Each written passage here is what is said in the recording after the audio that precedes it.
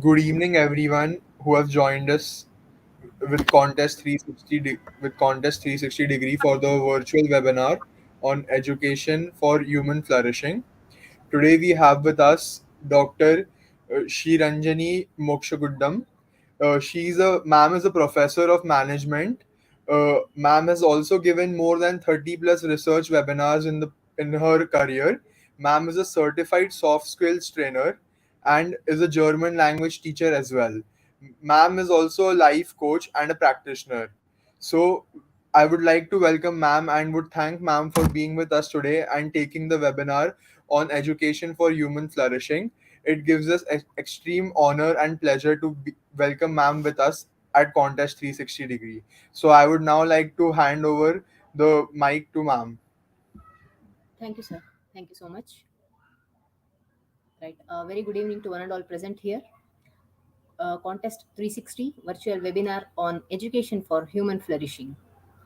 So, what does this mean? In simple words, it means education is the tool for human development. And let us see how. Sir, next slide. Right. Paul Wellstone, a former US Senate, he tells that education and democracy have the same goal. What is that goal? The fullest possible development of human capabilities, human competencies, or say human abilities. We all know education it is the fundamental right for each and every individual. And see, it is the most important foundation, or even we can call it as a building block, because it lays future map for a person, for a individual. Education, this word, it can make or it can break an individual. Why do I say this? See, because with education, education shapes as well as education develops our beliefs, our ideologies, our thought processes, our philosophies, as well as our values. Right? Through education, we can think with mainly reasoning. If we have education, if we are educated, we can chase our dreams, our ambitions, and we can definitely live a decent life in the society. Do you agree with me? Right. With education, we will have a definite path. We will have our own principles. And we also get the freedom of expression. So it liberates our minds, say, from partialities, prejudices, biases. Because, say, with education, we all can properly think with logic. Am I right? So education it is crucial for say overall development of our human mind as well as our brain. And if we are literated, say the literacy rate of a country, of a nation, it defines its prosperity as well as its economic health. So the benefits of education they are ample, they are abundant, and it helps in human development. How? From we can take it from different aspects. It could be our personal development, or say social development, economic development, spiritual development as well, right? So with this human flourishing takes place, and it is the ability that we can lead a very good life. It promotes growth, progress, as well as what not the holistic well-being of individuals as well as the population of a country, right? So education it enables flourishing, and flourishing enhances education, right? Means when teachers teach and students learn, we are trying to develop their potential. Through education definitely they will have a higher quality of life. See, if many students are participants here, you'll become engineers, you'll become doctors, lawyers, entrepreneurs, what not. You will earn well with the education. We can have sufficient food, the basic necessities, water, sleep, safety, security. We will have freedom, affordability, again, affordability to education, right? And in turn, we will benefit from the education whatever we receive. Next, history of education in India. So, how did we flourish through education from centuries? Let us understand the history. Ancient education. We all know our India, it has been the center of learning since olden times, right? Education in ancient India, it began around 3rd century BC. And during the ancient period, Vedic as well as Buddhist education systems were developed. When we go back to the history, Sanskrit, it was the medium of language in Vedic system, and in Buddhist system, it was Pali. So, education imparted during those times, they were Vedas, Brahmanas, Upanishads, Dharma Sutras. And where did this ancient education take place?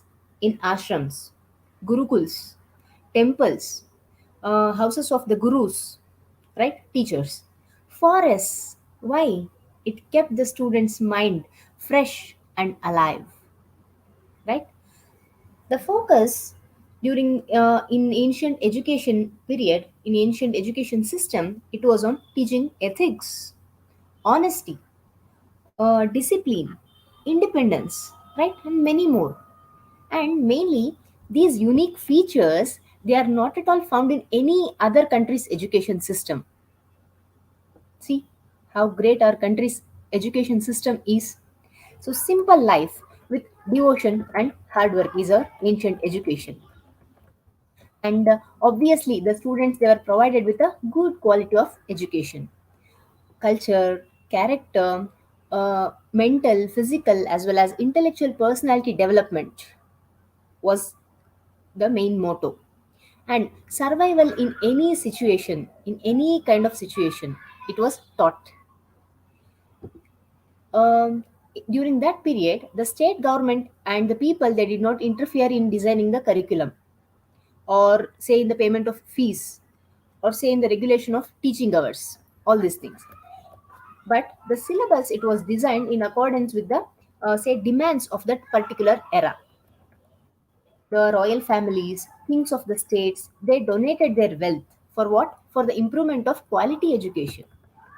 And students, as I told you, they lived with their gurus until the completion of their education.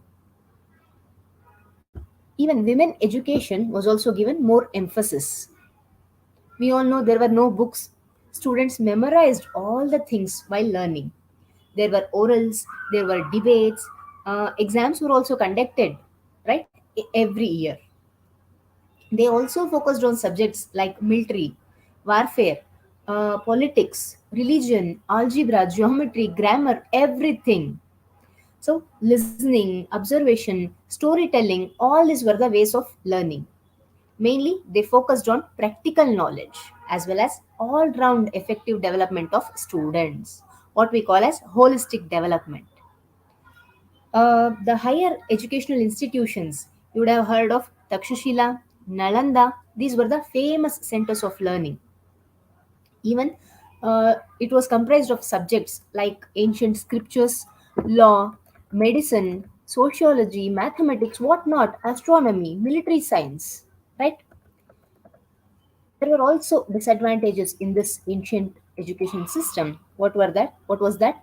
So there was caste discrimination, as well as women, they were not admitted to gurukuls. Apart from this, everything went on a positive note. Slowly, when we come to the medieval education, say during 8th century, as we all know the history, Muslim leaders, they captured India, and they set up a large number of schools, libraries, as well as they brought a new system of education. We slowly witnessed that ancient education system, it was drastically changed. The Arabs, Turks, they brought so many new cultures, new traditions, as well as new institutions in India. There, the education system, it primarily focused on Islamic system, Mughal system, right? They wanted to make people religious minded in the medieval education. uh, Big landlords, they also gave some wealth, right, for the development of these institutes. Alphabets, calligraphy, grammar, these were also taught. They were also the most important subjects.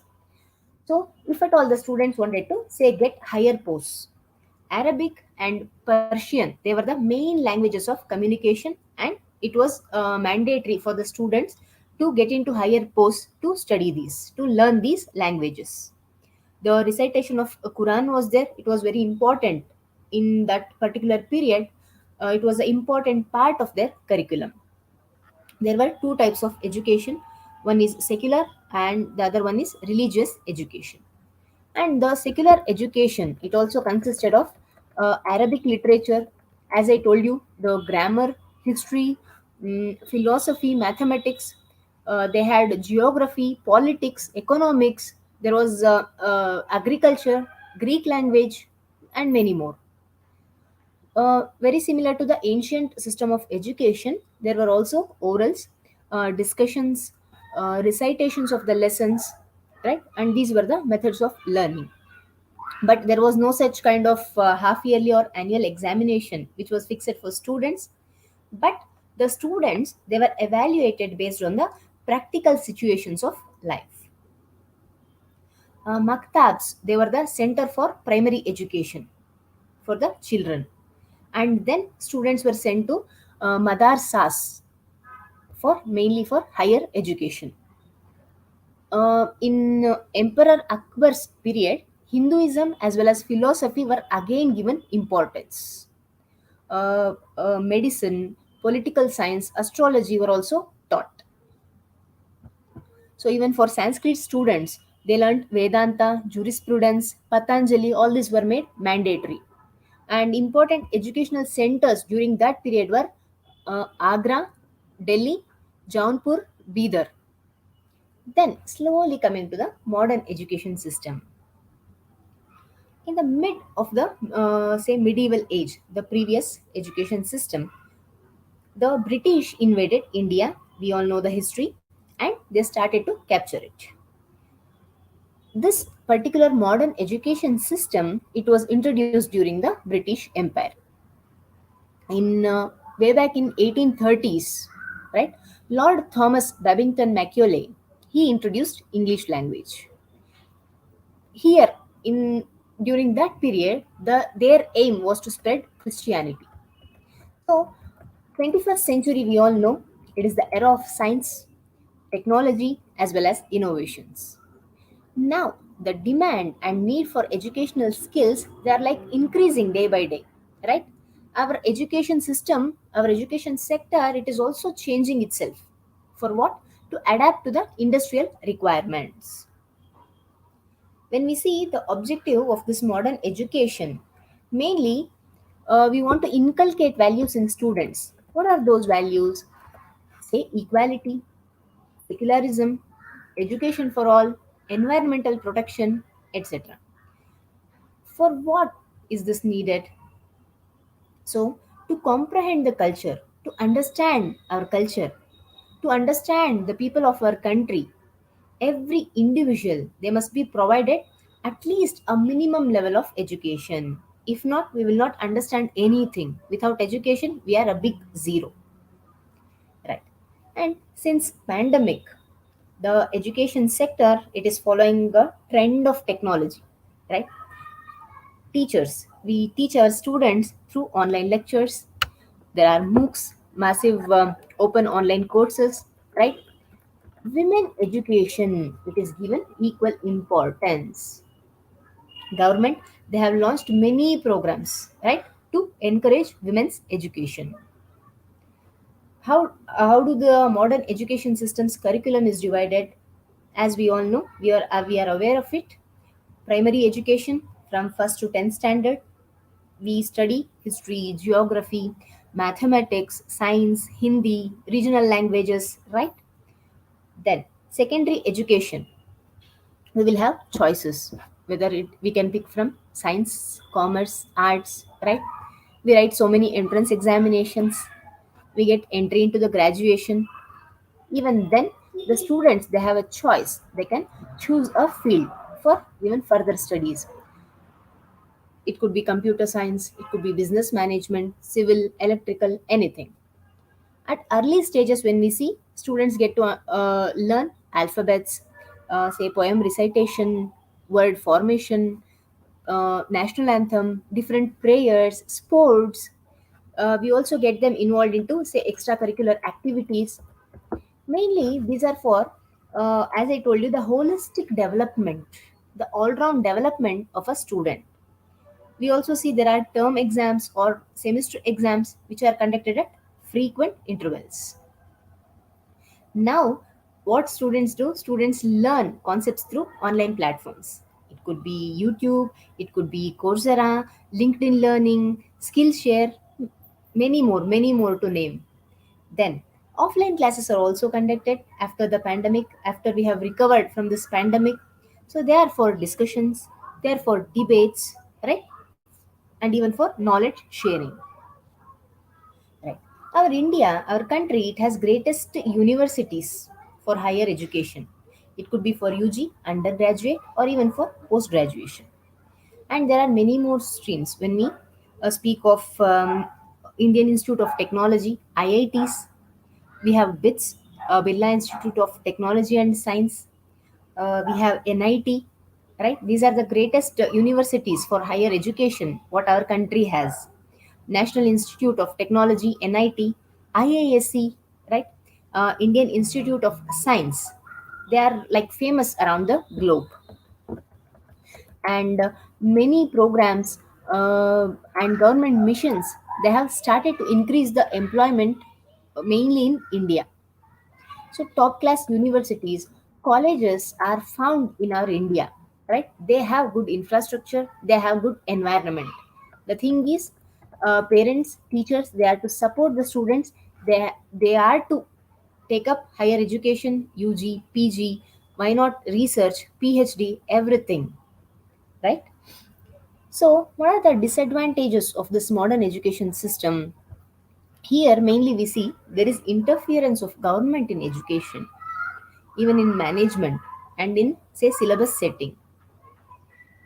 Though we have so many teachers, very good teachers, faculties, we still see, we still lack the quality teaching, the quality environment. It could be even in government schools or even in some private schools and colleges. Mainly, the first and foremost problem is the increase in fees. It could be the schools or colleges of private institutes. What is happening? Many are not able to afford education. So, what is happening? It is landing us into trouble. We are seeing increasing number of laborers in India because they are not able to afford education. What do? They'll go, they'll work, right? And one more problem in our modern education system is there is a lack of practical knowledge orientation. Theory subjects, students will sit in class, they'll understand how to use it. How do they use them? No idea. And moreover, there is lack of connectivity of the students, mainly who are living in rural areas, rural backgrounds. So that is the these are the few advantages, sorry, disadvantages of modern education system. Next,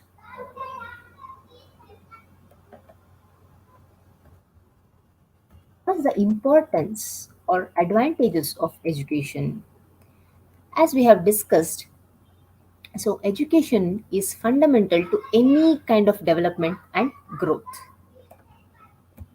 Let us understand it aspect wise. Okay. Then we take the economic aspects. What is the advantage to the nation? What is the advantage to the individuals? Economic. So, the nation, definitely, if we are educated, we see there is economic growth. We can witness there is a reduction in poverty, right? The economic aspects will definitely increase or go in a positive way. The nation will have sustained income growth. Then we are shifting to knowledge based economy because most of the people in the nation, they are getting educated. We see There is development in research systems. We see there is development in innovation. Because of education, we see there is so much of FDI, foreign direct investment. The employee productivity will increase. We see there are the tax revenues, they will increase because ours is a educated country. Then there will be lot of consumption, increased consumption. We see there is increased labor flexibility and entrepreneurship. Definitely, if everybody are educated, nobody wants to go and work for somebody else's company. Let me start my own company. Why not? Because I'm educated, I know what needs to be done, I know how to invest, I know how to make profit. Why not? Let me become an entrepreneur. Then, in economic aspects, what is it? Individuals. So, if individuals are educated, they'll get better jobs. Automatically, they'll get promoted if they are educated. They'll get higher salaries and they might get so many benefits. It could be something like pensions or any other scheme inside a organization. If I'm definitely earning more, my savings levels will also be higher. Why not? Then I'll be having better working conditions. I will sit under AC, then I'll work because I'm educated, right? I have got a better platform to work. With this, what will happen? My job satisfaction will also improve, right? I can have a professional mobility. I can work wherever I want because I'm educated. Not only in this state, I can go to some other state, I can go to some other country, even I can work there, right? Then I need not have to depend on any institution or government for financial support. If I am an educated individual, I can earn everything for myself, right? I can even help others if I have surplus. So that is the power of education. There is increased career prospects, right? And that is obvious because I'm not stopping my study at the school level. I'm going to plus 1 plus 2, then I'm doing my UG, PG, PhD, postdoctoral, anything, right? Sky is the limit. If you want to get educated, you can sit at home, you can learn so many things, right? Since pandemic we have been seeing that 24 bar 7 you can learn anything. You need not have to even step out of your home, right? So we see increased career prospects. Then coming to the social or political aspects. What is the benefit for the nation if at all the population is educated? I'm aware, I know what should I do if I'm an educated person.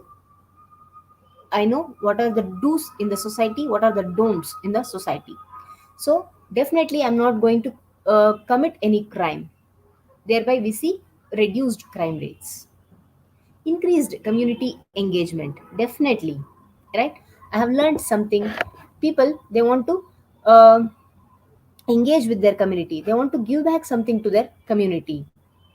We see the civilization increases with education. Agree with me? Right. So there is a improved civil society.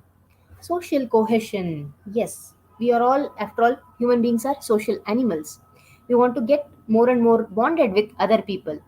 If I'm educated, it is very easy for me to communicate with others, right? Thereby, the social cohesion increases. Not only I'm not, I can speak with the person who is staying in next door or in next house to me, or in some other state, some other country, anywhere across the globe, around the globe. I can speak with people. I can make them friends. I can make them relatives. Anybody, right? I can basically communicate. I can. Increase the bonding, social bonding. If I'm educated, say, my narrow mindedness will not be there. I'll be open to any kind of thinking, to others views, right? Tolerance will definitely increase, and the nation can build and it can maintain democratic values if everybody are educated. Improved ability for societal change. Yes, so many amendments would be there, so many changes, alterations. We welcome it. Why not? Because we are educated, we know. that something is compulsory, it is mandatory, it has to be done. Yes, we shall welcome the change, we shall stay with it, right? We can do that. How we did in pandemic, how we are accepting, how we accepted pandemic, right? In a similar way, we can welcome any such kind of societal changes. Then, building distinct national and global connected identities. I have already told you. We can, through this social cohesion, when we are civilized, right? We can definitely build distinct national identities, global connected identities. Then, same point which is in economic aspects, in even in social and political aspects, we can shift to a knowledge based society. We welcome criticism, we want to debate, we can have a dialogue, right? We can negotiate anything if at all we are educated. What is the benefit for individuals through this social and political aspects? I know what needs to be done, I know how something has to be done. If at all you are educated, you know how to maintain your health, thereby you can improve your health, your life expectancy would be definitely increased, enhanced. Through education you can have improved quality of life, right? I'll get so much opportunities for social mobility, as I told you. So if I'm educated, through education I can take better decisions. If I'm aware of something, I can make better decision, I can make informed decisions, proper decisions. If not, I'll be in a dilemma, what needs to be done, whether should I go with plan A, plan B, plan C, what is this, I'm not understanding anything. Why? Because I'm not aware of it. Why? Because I did not go to school, I did not go to college. I don't know what is this, what does this mean? How do I explain a formula to an illiterate? No chance, no way, right? Then, improved personal social status, definitely. Because I'm educated, I'm earning more, even my social status is increasing day by day. Improved leisure time, I can follow my passions. I know how to manage my stress, I know how to manage my time, I know how to spend my leisure time also. Then, development of individual capabilities as well as potential. If I'm educated, I know something, I can improve my capabilities, I can improve my potential. Problem solving, as I told you, if I'm informed, if I'm educated, I can solve problems better than an illiterate or than a person who do not know anything, who doesn't understand anything, right? There'll be reasoning, there'll be logics, there'll be proper reasoned arguments or even discourse. When we come to the academic or educational aspects, what does it store for it in what is in store for it for a nation? So, more better qualified teachers for the education system. Yes, everybody is educated. So, a teacher, he or she is a better qualified person. There are more avenues for research in the education system. Then, more global in outlook, in our mindset, in our perspective, viewpoint. So, we are thinking, we are never staying there at a place. We are not at a standstill point. I'm thinking globally, right? International outlook. Right? Then, the ability to survive the challenges of globalization. So, a nation, it can have an international outlook, it can survive the challenges of globalization. How do I get interconnected with other countries in the globe? Everything. Then, coming to the individual, building up of the total person, academically, educationally. So, you have a good background. As a person, right? I'm in a positive way. I have a holistic development, physical, mental, intellectual, everything, all aspects. I also have opportunities for lifelong learning. Who has stopped you from learning? At any age, learning has no age. You can sit at your own place, as I told you. You can learn anything, anything that interests you. Even you can share your knowledge to others who are like interested in learning something. Then, fulfillment of destiny as well as role in society. These are the advantages for nation as well as individuals aspect wise. Next, very very important, role of parents and teachers in imparting education. See, if parents are involved in a child's education, what will happen? Through parents' involvement in education, research tells that children tend to achieve better grades, test scores, attendance. If, as a parent, I am involved with my child's education, they consistently complete their assignments. See, it is regardless of their ethnic background or racial background, social economic status, or even if that particular a parent's educational level, whether he has studied first class, first standard, or he has done his masters, nothing will come in between. But if there is an involvement of parent, definitely that child will tend to achieve more, right? And then the children, they will have better self esteem, they'll be more self disciplined, they tend to show higher ambitions, enthusiasm towards learning, right? And mainly they'll have a positive attitude. Parents and teachers, they will help to bridge the gap. Say, what will happen? The culture at my home is different with the culture in school. Who will help me? My parents and my teachers are there to bridge this gap, right? Through this support, what will happen? See, children are less likely to drop out of school and they want to pursue their education. When coming to the role of teachers, see, teachers tend to take many roles. They could be authoritative or they could be something like a controller. What is it? They tend to have high authority as well as say high involvement. What is it? At times, what will happen? Students will feel irksome. What is it? The teacher will ask for each and everything. If I sit, he or she will ask. If I stand, they will ask me. They'll question me. If I'm going to field, they'll ask me. What is it?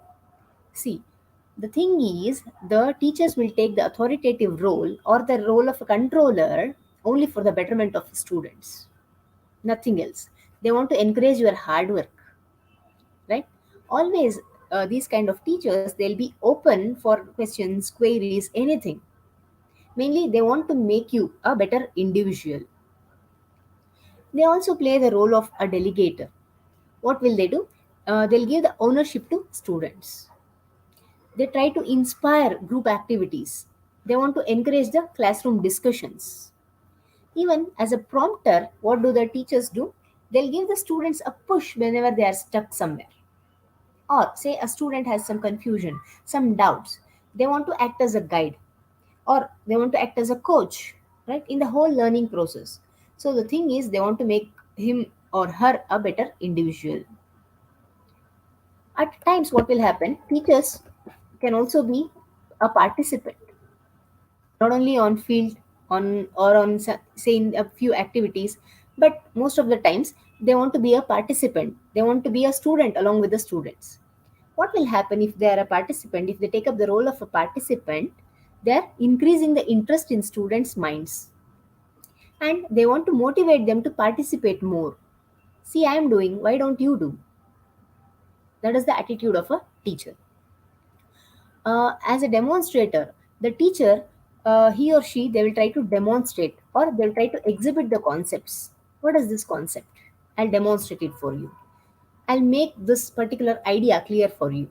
So they're trying to make learning more and more effective. And as a lecturer or as a tutor, definitely they read from textbook, they want to explain a topic. And this is the traditional method, what we have already seen. And there are also definitely better chances of this concept being conveyed to the student. Then, as a resource person, the teachers are there to help the students anytime. But what will happen? They are just the resource. He or she is acting as a resource. But most of the work has to be done by the students. In this role, what will happen? The teacher, they will ask the students to take the classes or do some seminars. If at all the students are caught somewhere, they are held somewhere, jammed somewhere, the teacher helps as a resource. with whatever subject knowledge they have, they want to help their students. See, teachers, they assume a mix of all these roles and they want to impart education. A good teacher, he or she will understand what role they should play and when, right? And the role of a teacher in classroom management, it is huge, it is unimaginable, right? Next, disadvantages of poor education. What will happen if we lack education? What are the causes that I'm not a person is not educated? It could be poverty. So many people we see, they are orphans. They do not have somebody to care for them. Homelessness. Yes, I do not have the basic necessities. Where do I go and learn alphabets? Right. Parenting. Yes. Probably what will happen, especially in rural backgrounds, parents tend to tell that my grandfather was not educated, my father is not educated, and I am not educated. Why do you want to go to school? Is this right? Not at all. Not at all. So, parenting also matters. Then, substance abuse or bad company, all this will cause lack of education. Laziness, I do not want to study, I'm not interested in studies. Somebody should be there. I just told the role of teachers and parents. They must be there to motivate the students. What is right, what is wrong.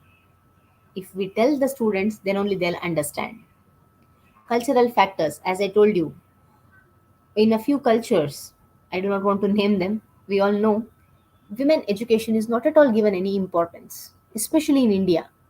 And even in rural backgrounds, we see this lot more. So, cultural factors also play a role that people are not educated. Religion, wars, yes. During war time, will the schools will be open or will the universities be open? What will happen next? What happened in Russia, Ukraine war, right? Natural disasters, earthquakes, landslides, cyclones, right?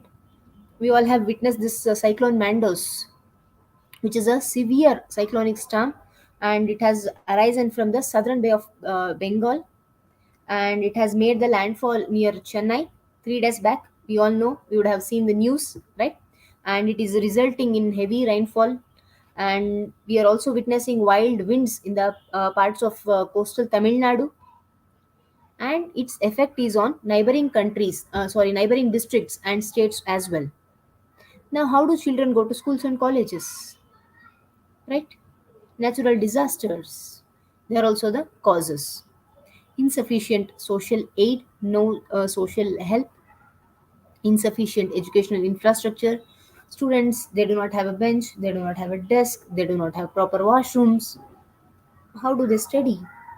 Right? These are the basic elements which are needed. Teacher gaps or say low qualification of teachers, all this will add, right, to the main cause. Then, what are the effects if you're not educated? Definitely, your family, you'll end up in poverty. We see unemployment, drug abuse, homelessness. People will get into involved into criminal activities. They'll go to jail. Yes, they'll be imprisoned because of all this negative activities. There'll be social isolation. I cannot suddenly go and socialize with people because I'm an uneducated person.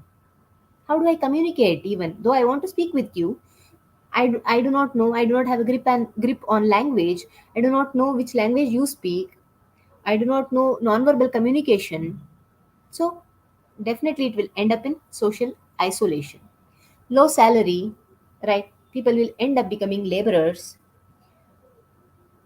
No salary. They'll just work for wages.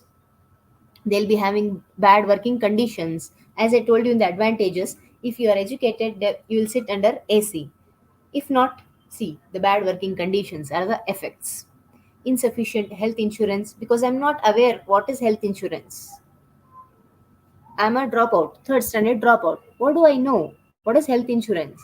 I have no idea about it. Dependence. I'm not educated, definitely I have to depend on somebody else, whether my father, brother, or somebody else who can just take care of me. I'm dependent on them.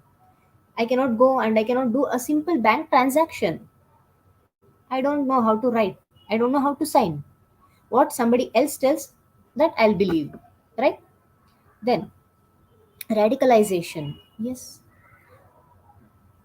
people, they'll make you see the negative mindset people, they'll encourage you to develop some extreme views or say beliefs in support of negative activities, terrorist groups, all these things. That is your radicalization. Then, poor housing conditions. So what are the solutions for this? If you lack education, the nation has to support in getting better educational infrastructure. If that is there, students will definitely automatically they'll come, right? They want to study, they want to learn something. Financial support must be given to the poor families. The government has to take initiative to raise awareness on the importance of education. Then, more tolerance regarding education, minimum wages, and then increase in quality regarding the social security. All this must be provided. Improvements in health insurance. And the government has to give support to the children who are having poor backgrounds, difficult family conditions. Also improve the quality of teachers, close the gaps, teacher gaps, and improve the access to education mainly for girls as well as for women. Next. Right. So we have amazing or astonishing facts about education in India. Few you must be knowing this. Still, I want to make a point that we all discuss it right now. IIT Kanpur, right, Indian Institute of Technology, they have their own airstrip or that aerodrome, and it is located inside their campus, and it is utilized by their aerospace engineering department, right, mainly for their practical study purposes. Students, they will test their models. They also have a this glider flying program there in IIT Kanpur.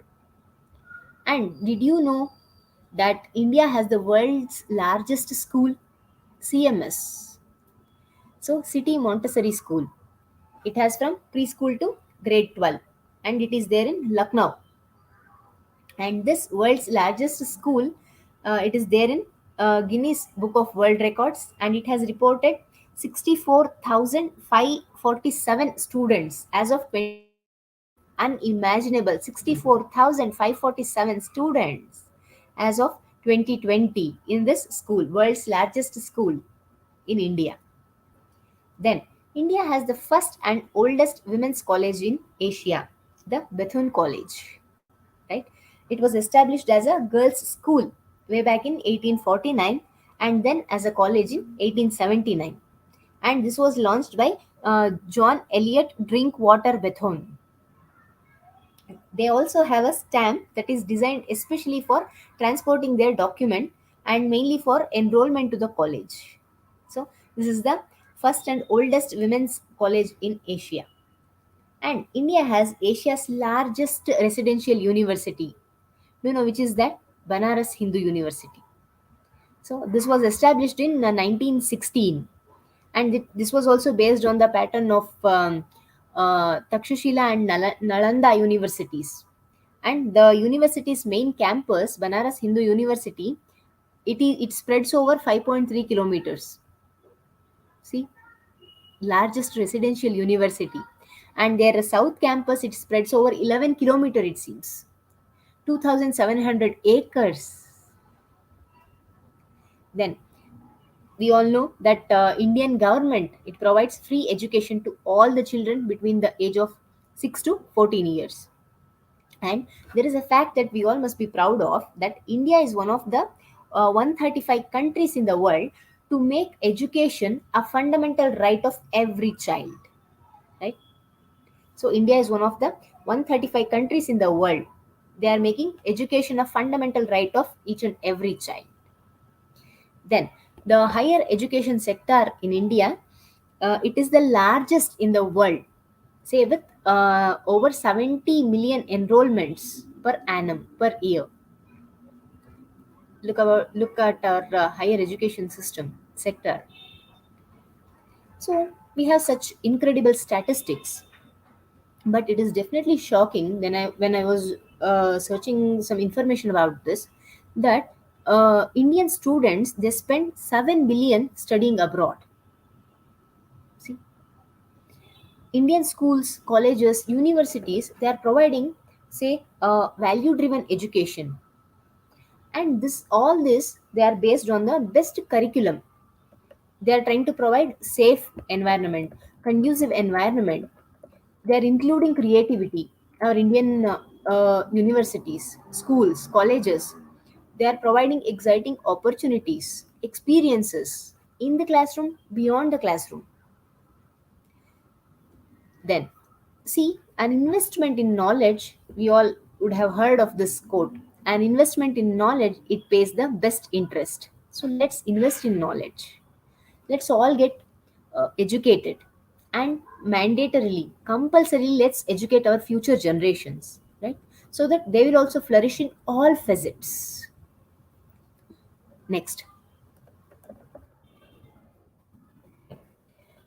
to conclude, see, with the ever increasing demand of the industrial sectors, as we have already discussed, our current education system also needs to be upgraded.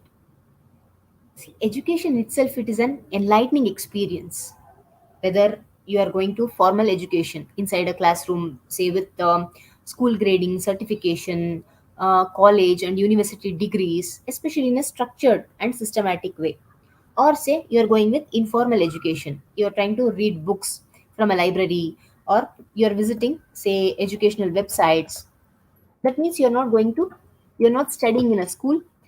Say there is no definite syllabus, you can learn from anywhere.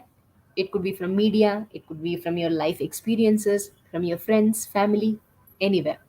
Or say you're going with non-formal education, something like the adult basic education, or say home education, your individualized instruction, something like the programmed learning, or say distance learning. We have computer assisted instruction, something outside the educational institution. But however you learn, however you get educated, education is important, right? There are several options in India, but what is happening, one small thing is, students are not getting enough practical knowledge. We see that there is lots of pressure, lots of burden on students. The thing is, one recommendation what I would like to give is, the prevailing education system, it can draw a few ideas again from the ancient and medieval education system, what we have already discussed. So there are many advantages. It could be regarding the implementation of practical knowledge, excuse me, or the student teachers relationships, or say more contribution towards the education, and even trying to bring that holistic development in students, right? So that we can make them advanced, or we can make them forward looking. The students, they can tackle any critical situation if we do this, right? Yes. So I would like to conclude my presentation here. If at all there are any inquiries, now the floor is open for the same.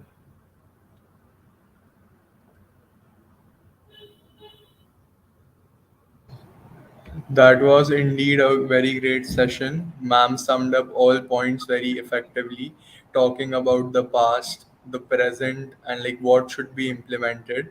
Ma'am gave an entire view about everything in a very concise and in a very short amount of time, but making the impact required for the session. So now I would just request everyone to please put your questions in the comment section, and those asking for ma'am's details, here they are on the first slide, the email ID and everything. So please feel free to contact ma'am for any webinars in the future if required. And yeah, the floor is open for questions. I'll just wait for 2 minutes. If there are any questions, everyone's just requested to put them in the comment section. Then, if there are no questions, we'll just conclude.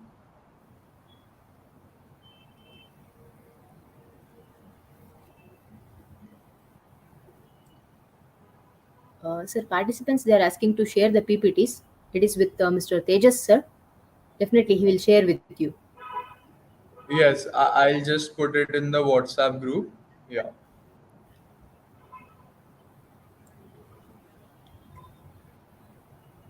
So, as I see, yeah, we have a question here.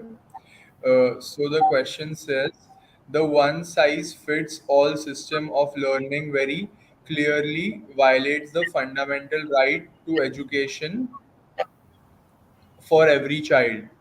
How do you think education could be customized for each learner differently? Right. So, Aman Kumar, sir, he has asked this question. Right. So, sir, from class 1 to 10, we cannot do anything. We cannot change the curriculum or syllabus. From plus 1, it is their choice. It is based on their choice. Whatever they want, they can learn.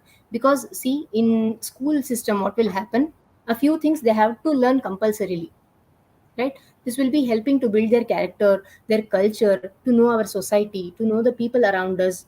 So, such kind of factors, it will play very, very important role. Then, when we come after 10th standard, what is it? They can go with their choices, whatever they want to learn. Definitely, they'll be having, they can select.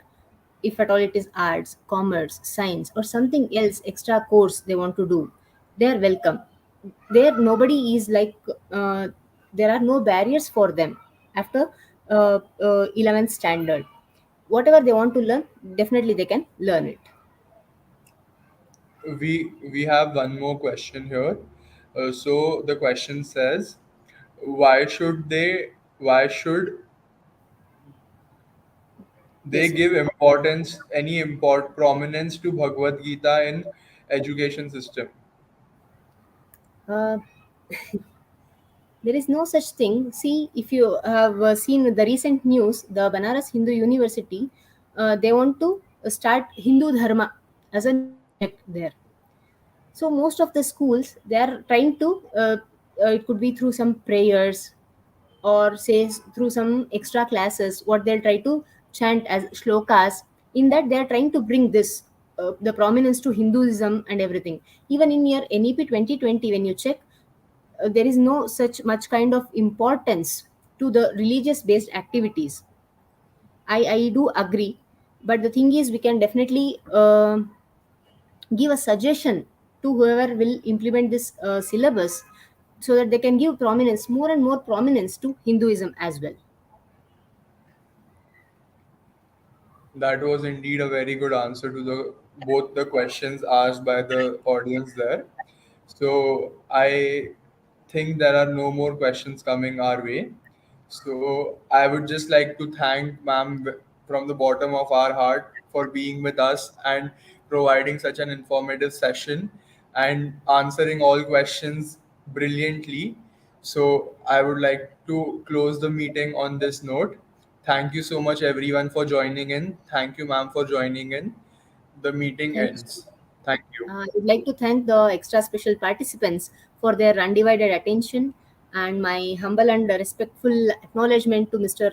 Tejas Tebrewala sir, Mr. Aman sir, and the whole team of Contest 360 for providing this exclusive opportunity of presenting. Thank you all. Thank you ma'am. Thank you.